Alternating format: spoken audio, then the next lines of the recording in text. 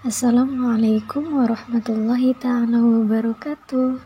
Alhamdulillah bertemu kembali bersama Miss Ria di channel Asia El Anwar. Yang pastinya kita akan membahas materi SKI kembali, sejarah kebudayaan Islam. Baiklah, pertemuan kali ini Miss akan menjelaskan tentang perjanjian Hudaybiyah.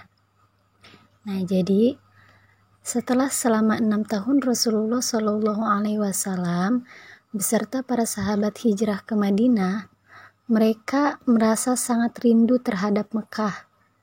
Rasa rindu itu makin dalam setelah turunnya wahyu surat Al-Baqarah ayat 144. Nah, untuk melepas rasa rindu tersebut, Rasulullah Shallallahu Alaihi Wasallam berinisiatif untuk mengajak para sahabat melakukan ibadah umroh di Mekah. Ibadah umroh dilakukan karena saat itu Rasulullah Shallallahu Alaihi Wasallam baru saja menerima wahyu terkait kewajiban umat Islam melakukan ibadah haji yang tercantum dalam surat Ali Imran ayat 97. Bersama dengan para sahabat, Rasulullah Shallallahu Alaihi Wasallam berangkat menuju Mekah tanpa mengenakan pakaian perang maupun perlengkapan perang. Mereka hanya membawa pedang untuk menjaga dan membela diri selama di perjalanan. Untuk meyakinkan kaum Quraisy bahwa tujuan mereka hanya ingin umroh, makanya mereka tidak memakai pakaian perang, hanya mengenakan pakaian ihram dengan membawa 70 ekor kambing. Kemudian, ketika sampai di desa Asfan, Rasulullah Shallallahu Alaihi Wasallam mendapatkan informasi dari pengintai yang diutusnya bahwa kafir Quraisy telah mempersiapkan pasukan sebanyak 200 orang yang dipimpin oleh Khalid bin Walid. Akhirnya, Rasulullah Shallallahu Alaihi Wasallam mengalihkan perjalanannya melalui desa Hudaybiyah dan beristirahat sejenak di sana. Nah, jadi sebelumnya itu lewat desa Asfan, kemudian karena tahu kafir Quraisy itu telah mempersiapkan pasukan sebanyak 200, akhirnya Rasulullah Shallallahu Alaihi Wasallam mengalihkan perjalanannya melalui desa Hudaybiyah. Ketika sedang beristirahat di sana, datanglah utusan dari kaum kafir Quraisy yang bernama Badil. Dia bertanya langsung kepada Rasulullah tentang tujuan Rasulullah menuju Mekah. Kemudian Rasulullah Shallallahu Alaihi Wasallam menjawab bahwa tujuannya hanya untuk umroh dan tidak untuk berperang. Nah, akan tetapi jawaban dari Rasulullah Shallallahu Alaihi Wasallam itu belum membuat kaum kafir Quraisy itu merasa puas. Akhirnya mereka mengirim utusan kedua yang bernama Haris bin Qumah. Rasulullah Shallallahu Alaihi Wasallam kemudian memberikan jawaban yang sama terhadap utusan keduanya itu, yaitu yang bernama Haris bin Al-Qumah. Nah, karena mereka belum merasa puas juga, akhirnya kafir Quraisy itu mengutus Urwah bin Mas'ud, yaitu utusan yang ketiganya. Nah, utusan ketiga dari kaum kafir ini pun mendapatkan jawaban yang sama dari Rasulullah, bahwa tujuan Rasulullah ke Mekah itu adalah hanya untuk umroh dan tidak untuk berperang. Nah, karena mereka selalu tidak percaya, akhirnya agar tidak terjadi hal yang tidak diinginkan, kemudian Rasulullah Shallallahu Alaihi Wasallam mengutus Utsman bin Affan untuk menemui kaum kafir Quraisy. Kedatangannya untuk menyampaikan perihal tujuan Rasulullah beserta rombongan menuju Mekah hanya untuk melaksanakan umroh. Utsman dipilih karena beliau adalah orang yang sangat disegani oleh kedua belah pihak. Selain itu, banyak tokoh Quraisy yang satu suku dengannya.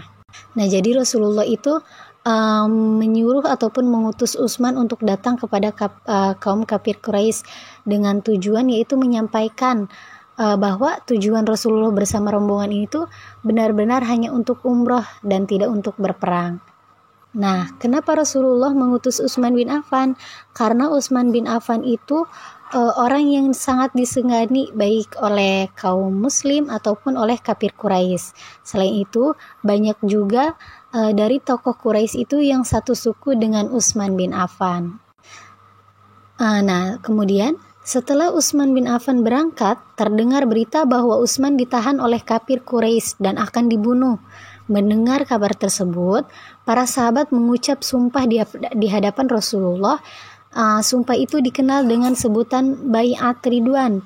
Isi dari Bai'at Ridwan adalah para sahabat akan tetap menjaga keselamatan Rasulullah dan ajarannya serta bertekad akan menghadapi kaum kafir Quraisy. Jadi kaum muslim itu bersumpah untuk benar-benar berjanji akan menjaga Rasulullah serta bertekad akan menghadapi kaum kafir Quraisy. Kemudian, sumpah ridwan yang diucapkan oleh rombongan Rasulullah Shallallahu Alaihi Wasallam didengar oleh kaum kafir Quraisy. Hal itu membuat mereka gentar. Karena kaum kafir Quraisy mulai khawatir, mereka mengirim 50 orang untuk mengawasi seluruh kegiatan yang dilakukan oleh Rasulullah Shallallahu Alaihi Wasallam. Namun, para pengintai tersebut bisa ditangkap oleh satuan penjaga perkemahan Rasulullah. Kaum kafir itu mengirim pengintai, akan tetapi pengintai tersebut ditangkap oleh penjaga perkemahan Rasulullah Shallallahu Alaihi Wasallam. Akhirnya, para pengintai itu ditawan di perkemahan Rasulullah. Merasa makin terdesak, kaum kafir Quraisy akhirnya mengirim Suhail bin Umar sebagai utusan perdamaian. Adapun dari umat Islam yaitu diwakili oleh Utsman bin Affan.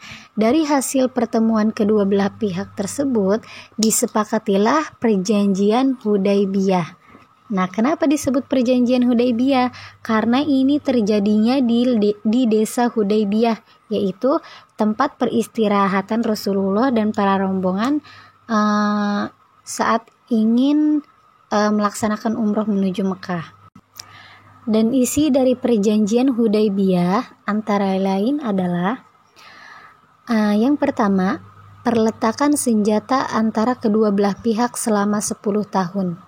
Jadi, dari perjanjian Hudaybiyah ini sampai 10 tahun ke depan itu tidak akan ada peperangan karena sudah ada kesepakatan yaitu peletakan senjata antara kedua belah pihak selama 10 tahun. Kemudian yang kedua, orang Quraisy yang datang kepada kaum muslimin dengan tidak izin dari walinya, hendaklah ditolak oleh kaum muslimin dan dikembalikan kepada orang Quraisy. Jadi kalau ada orang Quraisy yang mau masuk Islam, kalau nggak izin sama orang Quraisynya lagi ataupun sama wali ataupun keluarganya, maka akan harus ditolak oleh orang muslim dan dikembalikan kepada Quraisy gitu perjanjiannya. Kemudian yang ketiga, orang Quraisy tidak menolak orang muslim yang kembali kepada mereka. Nah, jadi kalau ada orang Quraisy yang udah masuk muslim tapi pengen kembali kepada mereka, maka mereka tidak akan menolak. Jadi mereka menerimanya. Jadi beda sama yang tadi. Kalau misalnya ada orang Quraisy yang mau masuk muslim tanpa seizin walinya, mereka itu harus ditolak oleh kaum muslim dan dikembalikan kepada orang Quraisy lagi. Tapi kalau ada orang Quraisy orang muslim yang mau kembali lagi kepada Quraisy, itu maka harus diterima oleh kaum kafir Quraisy. Sebenarnya ini merugikan kaum muslim ya. Kemudian yang keempat, barang siapa yang hendak membuat perjanjian dengan Nabi Muhammad diperbolehkan. Begitu juga siapa yang hendak membuat perjanjian dengan Quraisy diperbolehkan juga. Dan perjanjian yang kelima yaitu kaum muslimin tidak jadi mengerjakan umroh pada tahun ini. Jadi pada tahun itu saat terjadi perjanjian ini. Akan tetapi ditangguhkan sampai tahun depan. Tahun depan, kaum muslimin memasuki kota Mekah sesudah Quraisy keluar. Kaum muslim yang memasuki kota Mekah tidak diperbolehkan membawa senjata, kecuali pedang di dalam sarungnya, dan mereka tidak boleh tinggal di dalam kota Mekah lebih dari 3 hari 3 malam. Nah, jadi saat perjanjian itu kan akan melaksanakan umroh. Tapi mereka itu nggak boleh, jadi ditunda. Harus kaum muslim itu Rasulullah bersama rombongan itu harus melakukan umroh di tahun depan aja, dan itu pun dengan syarat mereka tidak boleh membawa senjata, kemudian tidak boleh menetap di kota Mekah itu lebih dari 3 malam. Nah, jadi itu beberapa isi dari perjanjian Hudaybiyah. Setelah disepakati bersama, perjanjian tersebut ditulis oleh Ali bin Abi Thalib sebanyak 2 lembar untuk diserahkan kepada masing-masing pimpinan kedua belah pihak, kepada Rasulullah juga kepada pimpinan kaum kafir Quraisy itu. Karena umat Islam tidak jadi melaksanakan umroh, Rasulullah Shallallahu Alaihi Wasallam akhirnya memberikan perintah kepada para sahabat untuk mencukur rambut dan memotong hewan sebagai dam. Dam itu adalah denda. Nah, saat semua urusan telah selesai, akhirnya Rasulullah Shallallahu Alaihi Wasallam serta rombongan kembali ke Madinah. Nah, jadi itu adalah cerita singkat tentang perjanjian Hudaybiyah. Awal mulanya diadakan melaksanakan umroh kayak gitu. Sebetulnya perjanjian Hudaybiyah ini jika dilihat sekilas yaitu seakan-akan merugikan umat Islam ya. Namun ada beberapa juga yang menguntungkan. Salah satunya adalah yang pertama yaitu tadi perjanjiannya dengan diperkenannya kaum muslim ke Mekah untuk menjenguk keluarga mereka, berkesempatan berdakwah tanpa ada ancaman. Jadi orang Quraisy yang udah masuk muslim tapi pengen ke keluarganya, ada tuh di nomor 3, itu mereka boleh. Jadi itu tuh ada kesempatan untuk orang muslim itu berdakwah tanpa ada ancaman, karena udah ada kesepakatan kalau kaum muslim itu boleh ke keluarganya yang kafir itu. Jadi bahasanya mau nengok boleh. Jadi ada kesempatan nih untuk berdakwah kayak gitu. Kemudian juga di perjanjian yang nomor 1 pertama, perletakan senjata antara kedua belah pihak selama 10 tahun. Nah, di sini juga ada keuntungan bagi kaum muslim. Selama 10 tahun itu menjadi kesempatan bagi kaum muslim untuk berdakwah tanpa harus menghadapi perang, tanpa ada yang menghalang-halangi, tanpa ada peperangan. Karena udah ada perjanjian selama dari perjanjian Hudaybiyah ini sampai 10 tahun ke depan itu tidak boleh ada yang menggunakan senjata. Jadi ini adalah kesempatan bagi kaum muslim untuk berdakwah tanpa harus menghadapi perang kayak gitu.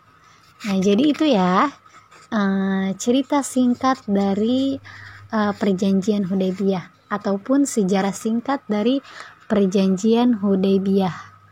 Awal mula akan melaksanakan umroh. Nah, disebut perjanjian Hudaybiyah karena terjadinya di desa Hudaybiyah. Oke, mungkin hanya itu yang bisa disampaikan dari judul ini. Untuk judul selanjutnya akan Miss jelaskan lagi di next video. Thank you for watching. Wassalamualaikum warahmatullahi taala wabarakatuh.